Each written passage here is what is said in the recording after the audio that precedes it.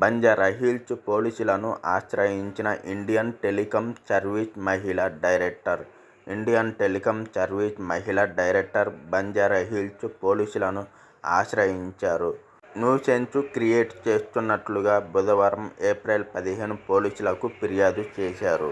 వివరాల్లోకి వెళ్లబోయే ముందు ఈ వీడియోని లైక్ చేయండి, షేర్ చేయండి, సబ్స్క్రైబ్ చేయండి. తన ఇంటి మీదకి వచ్చి అసభ్యంగా సిగ్నల్ ఇస్తున్నాడని ఫిర్యాదులో పేర్కొన్నారు. ఐటీఎస్ ఇండియాలో టెలికాం సర్వీస్ డైరెక్టర్ అయిన బాధితురాలు ఐఏఎస్, ఐపీఎస్ క్వార్టర్స్లో నివాసం ఉంటున్నారు. ఒంటరిగా ఉంటున్న బాధితురాలి ఇంటి ముందుకు వచ్చి అభ్యంతరంగా మాట్లాడడంతో పాటు అసభ్యకర రీతిలో సిగ్నల్స్ చేస్తున్నాడని ఫిర్యాదు చేశారు.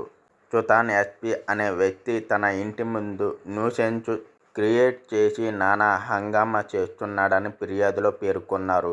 అందుకు సంబంధించిన వీడియోలను ఆధారాలుగా ఫిర్యాదులో జతపరిచారు.